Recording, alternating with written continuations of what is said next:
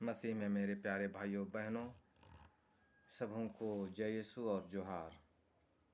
मैं नूतन सुसमाचार चैनल के माध्यम से कुछ ज़रूरी बातों को मैं आज इस वीडियो में बोलना चाहता हूँ।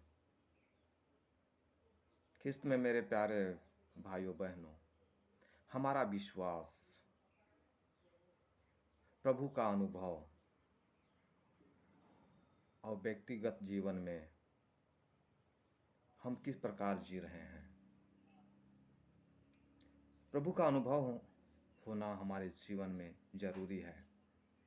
प्रभु के अनुभव के लिए हमें नितांत आवश्यक है प्रभु से जुड़े रहने के लिए प्रेयर करना, प्रभु के वचन बाइबल वचन पढ़ना, रोज़री प्रार्थना इत्यादि करना।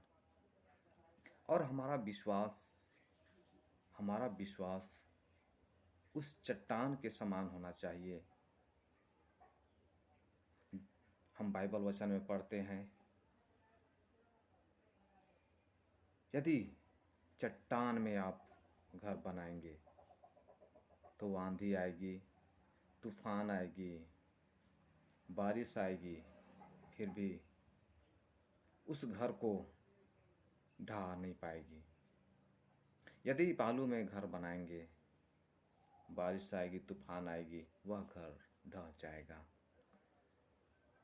तो हमारा विश्वास उस चट्टान के समान होना है।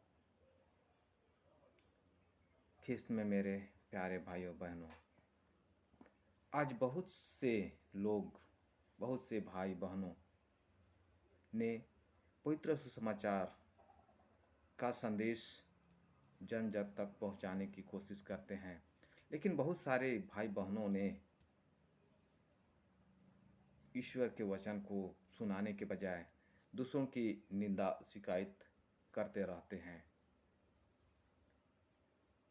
निंदा शिकायत ये करते हैं कि ये चर्च ऐसा है, वो चर्च ऐसा है, ये चर्च ऐसा है।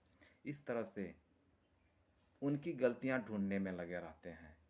प्रभु यीशु गलतियां ढूंढने में नहीं, लेकिन वह ईश्वर अपने पिता का कार्य को पूरा करने इस दुनिया में आए। आज बहुत सारे लोग हमारे कैथोलिक कलीसिया में, हमारी महिलाएं, हमारी माताएं शादी में सिंदूर लगाते हैं, अपना श्रृंगार करते हैं। दूसरे कलीसिया भाइयों को इससे जलन होती है।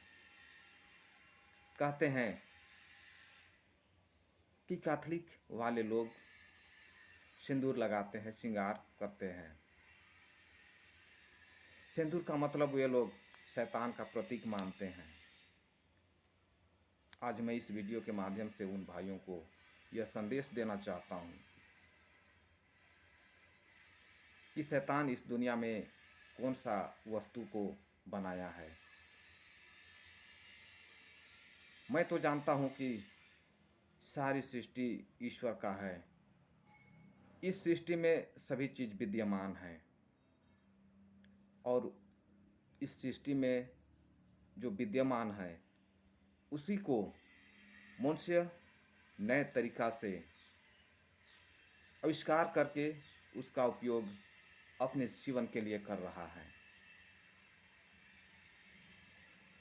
तो हम कैसे कह सकते हैं कि वह शैतान का प्रतीक है? शैतान इस दुनिया में कुछ नहीं बनाया है। शैतान का प्रतीक मैं समझता हूँ जहाँ लड़ाई है, ईर्ष्या है, झगड़ा है, चोरी डकैती है, गुंडागर्दी है, हम उसे कह सकते हैं यह शैतान का प्रतीक है। तो मेरे भाइयों बहनों, जो इस प्रकार के गलत संदेश देना चाहते हैं, आप गलत संदेश ना दें, बल्कि प्रभु यीशु जो सुसमाचार सुनाए हैं उस संदेश को आप दूसरों के लिए दें। वो आपका हितकारी होगा, लाभदायक होगा। आप सच्चे सुसमाचार प्रचारक होंगे। मेरे प्यारे भाइयों बहनों, मैं उन भाई बहनों के लिए कहना चाहता हूँ, उनके लिए यह वचन देना चाहता हूँ अबोध्या ग्रंथ का वचन संख्या 15 में प्रभु कहता है, प्रभु का दिन सब राष्ट्रों पर टूट पड़ेगा और तुम्हारे साथ वैसा ही व्यवहार किया जाएगा जैसा तुमने दूसरों के साथ किया था। तुम्हारी करतूतों का बदला तुम्हारे सिर मढ़ा जाएगा। हम किसी का निंदा और शिकायत ना करें, बल्कि खुशी खुशी हम प्रभु का शुभ संदेश को दूसरों तक पहुंचाएं और उसके प्यार का अनुभव हम दूसरों को कराएं। ख्रिस्त में मेरे प्यारे भाइयों बहनों, हम मत्ती के सुसमाचार अध्याय 12 और वचन 36 में हम पढ़ते हैं, मैं तुम लोगों से कहता हूँ, न्याय के दिन मनुष्यों को अपनी हर निकम्मी बात का लेखा देना पड़ेगा, क्योंकि तुम अपनी ही बातों से निर्दोष या दोषी ठहराए जाओगे। हम जो इस दुनिया में करते हैं वह हमारे लिए न्याय के दिन स्वयं हम जब प्रभु के सामने खड़े होंगे, हमारे ही बातों से हम निर्दोष या दोषी ठहराए जाएंगे।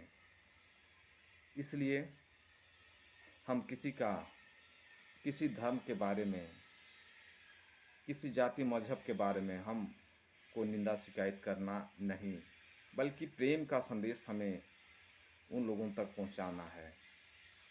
तो ख्रिस्त में मेरे प्यारे भाइयों बहनों, यह जो हमारी ये छोटी सी वीडियो है, मैं यही संदेश देना चाहता हूँ कि किसी भी धर्म के प्रति, किसी भी मजहब के प्रति हमें शिकायत या उसका निंदा नहीं करें, बल्कि हम प्रभु यीशु के शिष्य हैं। उसके प्रेम मार्ग को हमें फैलाना है, उसके सुसमाचार को हमें दूसरों तक फैलाना है, क्योंकि सुसमाचार का मतलब है सुंदर सुसमाचार, शुभ सुसमाचार। उसमें किसी प्रकार का कोई गलत सुसमाचार न डालें। तो आज के लिए यह छोटी सी वीडियो कैसा लगा ज़रूर आप कमेंट में बताएं और ज़रूर सब्सक्राइब करें, ताकि मैं ये छोटी छोटी वीडियो आप लोगों को संदेश के रूप में दे सकूं। सबों को जय यीशु।